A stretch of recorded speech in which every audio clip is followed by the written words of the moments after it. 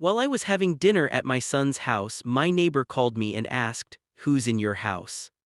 I was halfway through my dinner when my phone started vibrating on the table. We were at my son Daniel's house sitting around his polished wooden dining table. My daughter-in-law, Melissa, had cooked roast chicken with mashed potatoes and gravy. The smell of herbs still lingered in the air. My grandson was arguing with his sister about who got the bigger piece of cake. It was a normal, warm family dinner. Until my phone rang. I glanced at the screen. Mrs. Carter. My neighbor. I frowned. She never called me this late unless something was wrong. I excused myself quietly and stepped into the hallway. "Hello," I answered. Her voice came out shaky and rushed. "Margaret, I don't want to scare you, but who's in your house right now?" I laughed nervously. "What do you mean, who's in my house? I'm not there, I'm at my son's place." There was a pause on the line. Then she whispered, "Well, someone just turned on your living room light." My stomach dropped. "What?" "I saw the movement from my kitchen window," she said. "At first I thought you came home early, but then I remembered you told me you were going to your son for dinner." My heart started pounding. "That's impossible," I said. "I locked everything." "I know," she replied, "but I swear, Margaret, someone is inside your house." I felt my legs go weak. I went back into the dining room slowly. The laughter felt strange now, like it didn't belong in the same world as the fear crawling up my spine. "Daniel," I said quietly, "my neighbor thinks someone's in my house." He frowned. "What? That can't be right." "She saw lights turn on," I said. "I locked up before leaving." Melissa looked worried. "Maybe you forgot." "I never forget," I said, my voice trembled. Daniel grabbed his keys. "We're going to check." "I'll call the police," Melissa said. "No," I said quickly, "let's see first, it could be a mistake." Inside, though, something felt terribly wrong. The drive back felt longer than ever. Every red light made my chest tighter. My neighbor stood outside her house when we arrived, wrapped in a cardigan, clutching her phone. "There," she whispered, pointing. "Look." My living room window glowed faintly with light. My house was lit up. Daniel told me to stay back while he walked up to the door. I watched him knock. No answer. He unlocked the door slowly.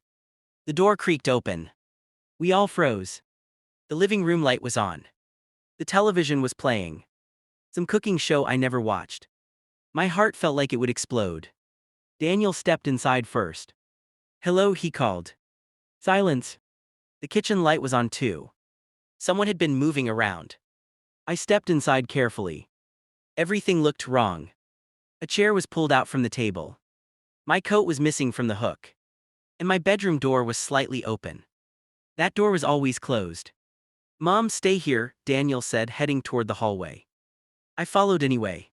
Inside my bedroom, the bed was disturbed, my closet door was open. And my jewelry box was empty. My knees gave out and I sat on the bed. "They took it," I whispered. Daniel looked furious. "I'm calling the police." But then, we heard a sound. From the bathroom. A soft cough. Daniel raised his hand for silence. The bathroom door slowly opened. And out stepped my brother. I stared at him. "Thomas," I said. He froze like a deer in headlights.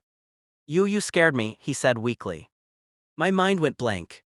"What are you doing in my house?" I asked. He rubbed his neck. I just needed a place to stay for a bit." "You live 3 towns away," I said. "You never even told me you were coming." He sighed and sat down heavily on the toilet seat. "I lost my apartment," he said. "I didn't want to tell you." "Then why break in?" Daniel snapped. Thomas looked ashamed. "I had a spare key from years ago."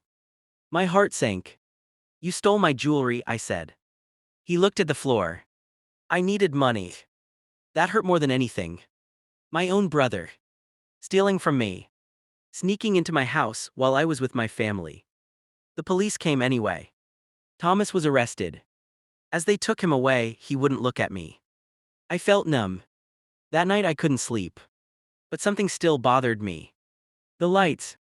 The TV. The chair pulled out. It felt planned. Not desperate.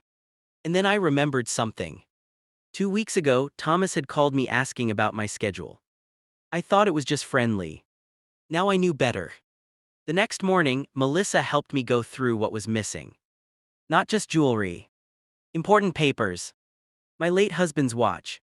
My savings envelope. It was all gone. I sat at the table and cried. Daniel knelt beside me. I'm so sorry, Mom. I trusted him, I said, he's my brother. That night I got another call. From Thomas. From jail. I didn't work alone, he said quietly. My heart froze. What do you mean? There's someone else, he said, someone who's been watching your house. My hands shook. Who? He hesitated.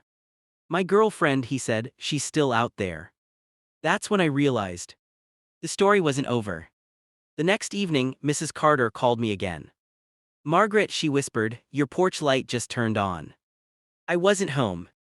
I was staying with Daniel. My blood ran cold. She's there, I said. We called the police immediately. They arrived fast and caught a woman inside my house. She had a backpack filled with more of my belongings. And a crowbar. She had planned to come back. She had been using my house as a storage place.